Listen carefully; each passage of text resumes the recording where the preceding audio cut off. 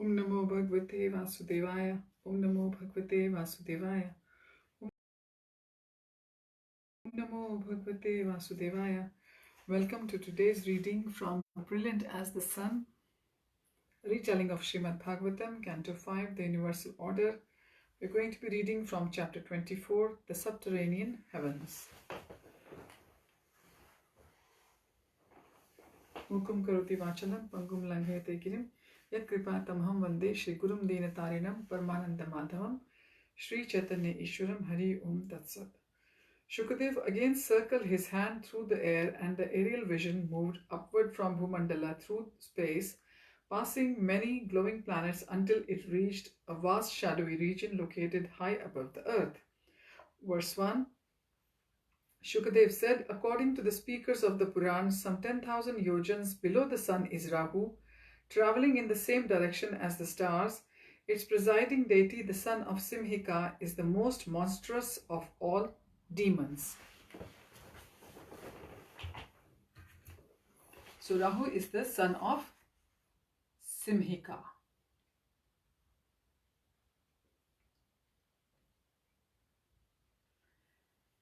Although completely unfit to act as a planetary deity, he has achieved that position by Krishna's grace. I shall later speak more about him. Verses 2 and 3. Rahu is larger than both the sun and the moon. Once when nectar was being distributed to the gods, Rahu interposed himself between them. Since that time there has been an enmity between Rahu and the sun and the moon, and therefore he obstructs their rays on the dark moon day and full moon night. So Rahu obstructs the rays of the sun and moon on the dark moon day and the full moon night. In Hindi we call as Purnamashi and Amavasya. Purnamashi is the full moon night, and Amavasya is the dark moon day. At these times the sun and moon gods complain to Vishnu, who sends his Sudarshan Chakra, the most beloved devotee, to protect him.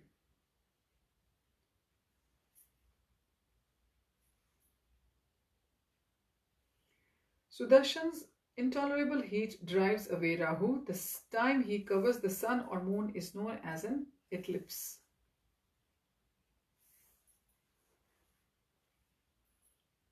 So that which we call Grahan or the eclipse is the time during which Rahu covers the sun or moon. Shukadev waved his hand, and the vision moved down to a vast heavenly region inhabited by the celestial beings clad in fine robes and adorned with many jewels. They appeared youthful and attractive, sporting together in couples in beautiful bucolic settings. Some flew in flower-bedecked aircraft, and others rose unaided into the skies. The vision moved away from their delightful scene to reveal a region filled by the ethereal and ominous-looking beings. Clouds were scudding through the skies above them. Verses 4 to 7, Shukadev said, behold the regions of the Siddhas, Charans and Vidyadhars, which lies 10,000 yojans below Rahu. Beneath them, within outer space, are the planets of the Yakshas, Rakshasas, Pishachas, ghosts and other such beings.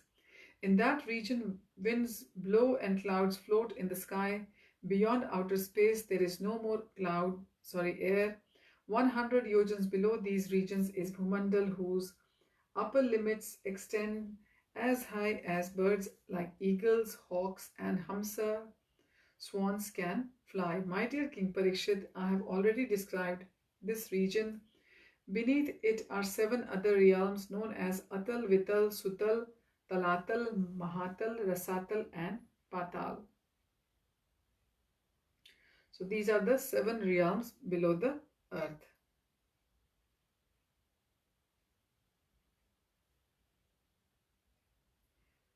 These are the cavities within Bhumandal. Each is 10,000 yojans high and wide, one on top of the other, with a space of 10,000 yojans between them.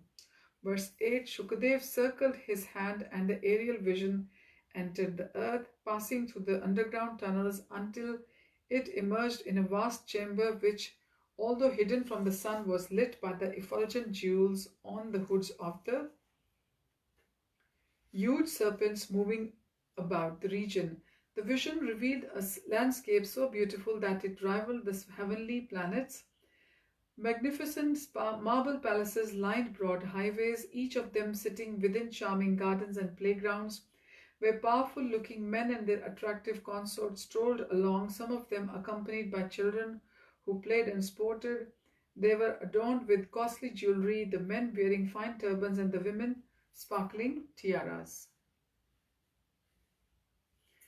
Tall trees bent low with their heavy burdens of red, yellow, and green fruits. Many types of colorful birds played in the branches, emitting delightful cooing sounds. Lakes and ponds covered with lilies and lotuses lay between the mansions where ducks, swans, and Karandava birds swam gracefully about. Parikshit heard the strains of celestial music amidst much laughter and cheering. Shukadev said, "Behold the subterranean heavens, the residences of the Daityas, Danavas, and Nagas who live here with their wives and families. They are more luxurious than even Swargalok.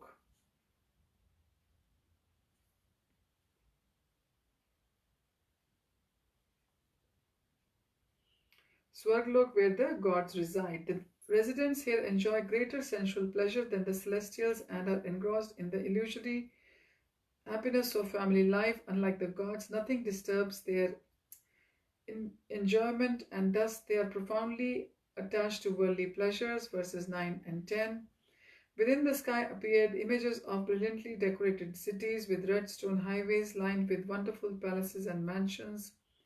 There were long walls covered in intricate carvings depicting scenes of enjoyment. Immense marble columns worked with gold filigree and stunning patterns stood on marble platforms. Along the roads were great jeweled archways and golden gates studded with gems. Set in spacious and wonderfully landscaped grounds were vast assembly houses and ornate temples with mosaic courtyards decorated with exquisitely carved statues. Everywhere there were lush gardens, fountains, lakes, and artificial waterfalls that created delightful tinkling sounds. Daityas, Danavas, and Nagas in human form all crowded that region, looking like so many powerful gods. Many of the watching sages gasped at the splendor of the vision they were witnessing. It surpassed anything they had seen in the higher heavenly planets. Beautiful trees stood on jeweled stone plinths, their branches lay heavy with their multicolored blossoms and fruits that oozed juice. Doves, parrots, and cuckoos, and countless other vividly colored birds flew in and out of their foliage. Flowers, creepers wound their way up their trunks, attended by varieties of sweetly humming bees. There were crystal clear ponds full of fish jumping around the blue and red lotuses and lilies. Chakravarkas and other birds sported together, emitting pleasing cries as they gently splashed in the water. Visible everywhere were marble and mosaic plazas and boulevards studded with gems and lined with plants and trees with foliage of red, green, yellow, blue, and other hues never seen on earth. Shukadev said, "The expert architect and artist Maya Danav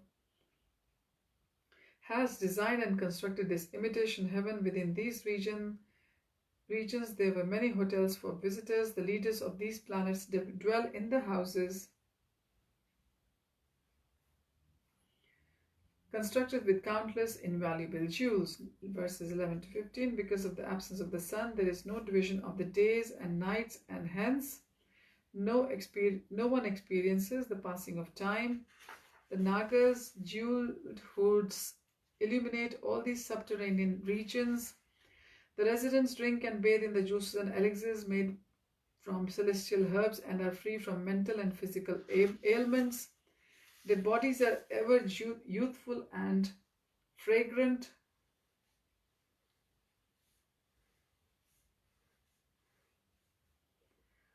And they never experience fatigue or decrepitude.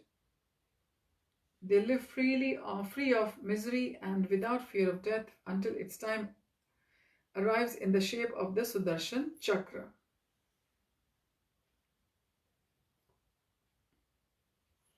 When the terrible disk of all-powerful time enters that region, the demon's pregnant wives miscarry their children out of fear of its blazing effulgence. Verse 16, my dear king, I shall now describe the lower planetary systems one by one, beginning with Atala, where Mayadanav's son, the demon Bala, lives.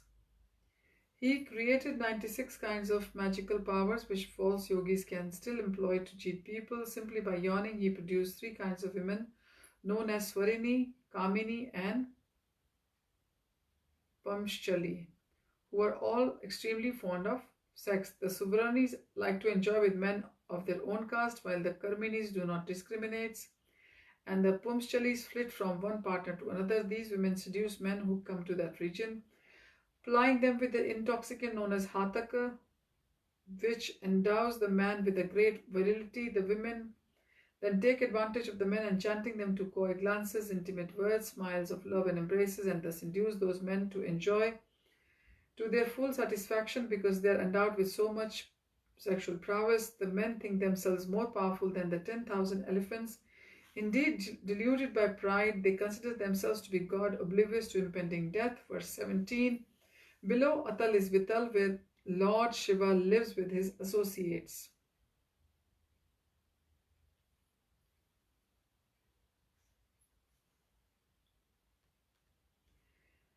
The ghosts, goblins, and the similar beings. He is famous as the master of gold mines. Listen to the reason. As a great progenitor, Shiva unites with his wife Parvati to produce living entities. When their vital fluids combine, a river named Hataki is created.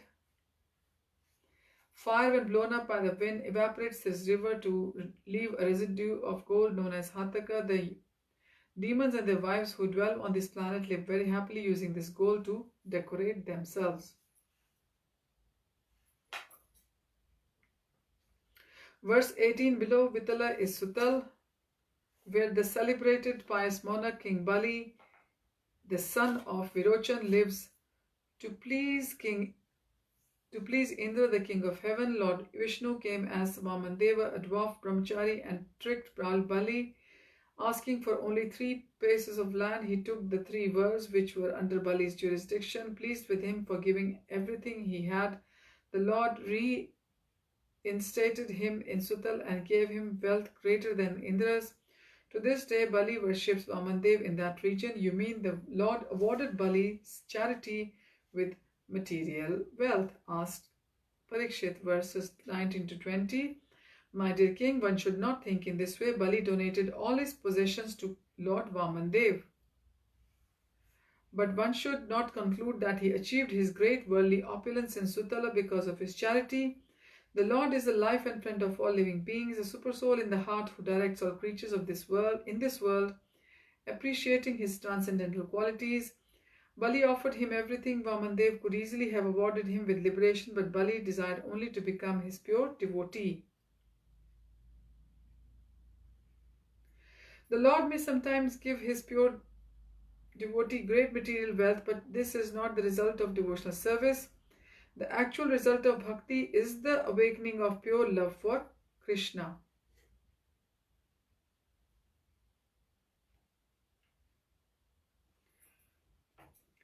Which continues forever. Bhakti is so powerful that even if one offers the Lord nothing but simply calls out his name, even involuntarily, because of falling, stumbling, or hunger, he is at once freed from the bondage of karma. This is difficult to achieve even by rigid practice of yoga and austerity. Verse 21. Krishna, who is the super soul in the heart, gives himself to devotees with pure love for him.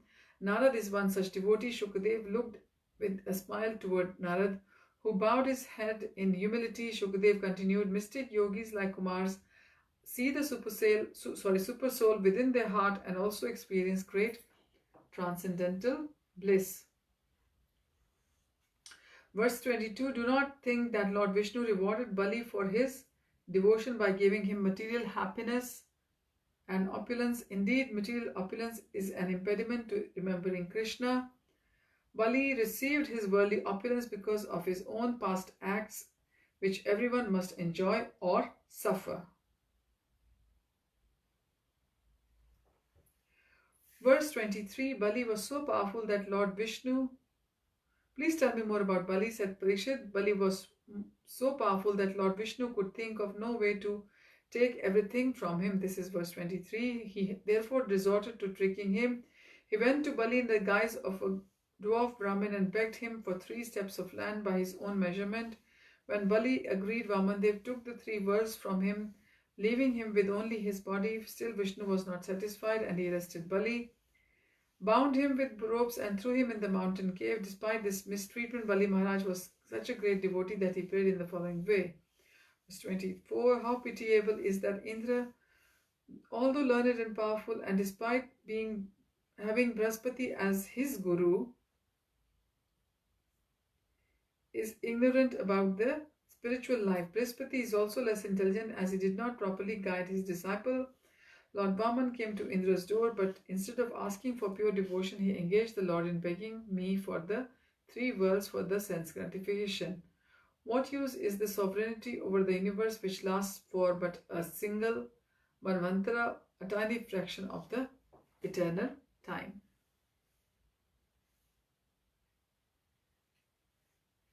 Verse 25, I think my grandfather Prahlad is the only person who understood his real self-interest. After killing his father Hiranyakashipu, Lord Nrsingadev wanted to give Prahlad his father's kingdom and even liberation. But Prahlad refused both, seeing them as obstacles to bhakti rather than mercy. He asked only for the service of the Lord's servants.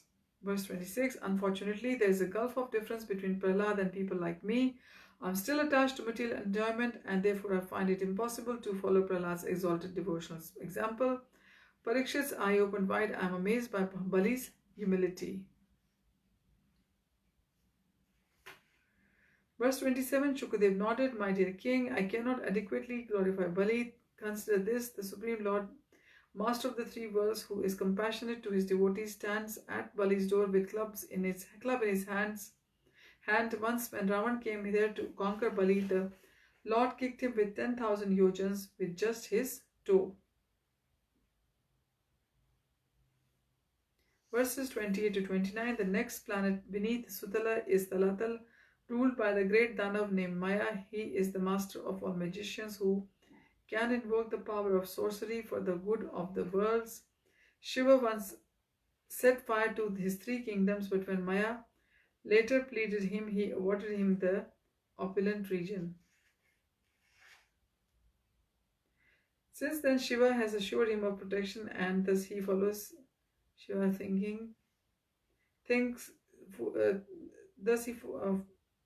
has assured him of protection, and thus he foolishly thinks he need not fear even the Lord Sudarshan Chakra.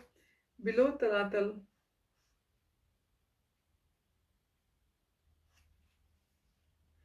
is Mahatal, inhabited by Kadru's descendants. A race of many hooded snakes who are always angry. The chiefs among them is Kuhak, Takshak, Kaliya and Sushena.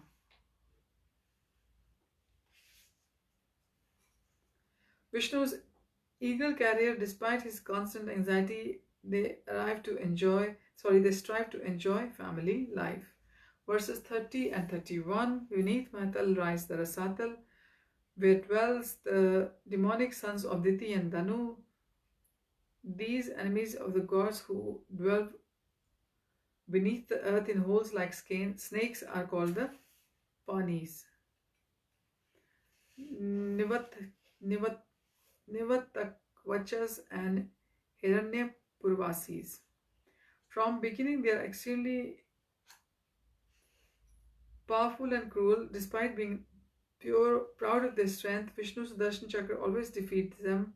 Once they offended Chakra and offended Indra, and since then they had once they offended Indra, and since then they live in fear of him. Listen, and I will briefly tell you this incident. The story is that these demons once stole and concealed Indra's celestial Surabhi cow.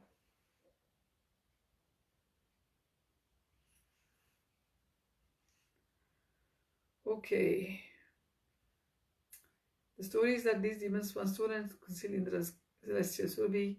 Indra's messenger Sarama came in search of the cow, and demons threw and they concealed Indra's celestial Surabhi cow. Indra's messenger Sharma came in search of the cow. The demons had sought a treaty, but Sarama refused. She uttered the following imprecation: My lord, by Indra. Hearing this, the demons became afraid of Indra. Below interference is the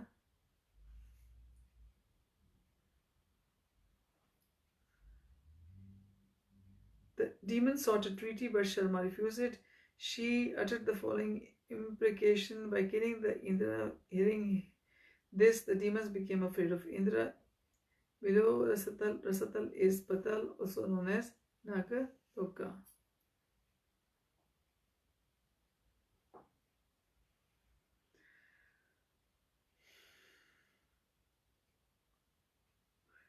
Sharma, she uttered the following imprecations: be killed by Indra. Hearing this, the demons became more and more afraid.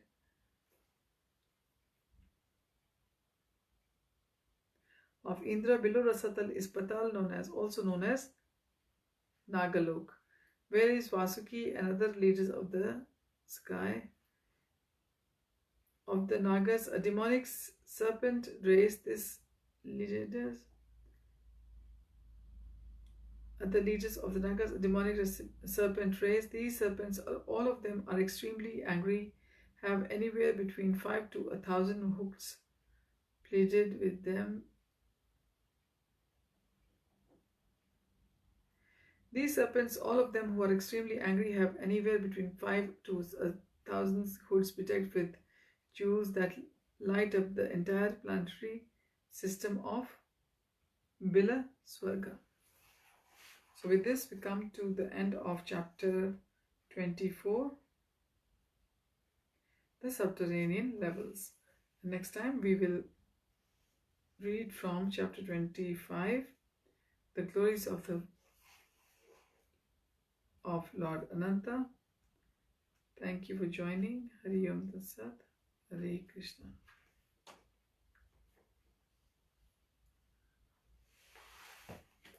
It's a beautiful day now, but the temperatures are not great.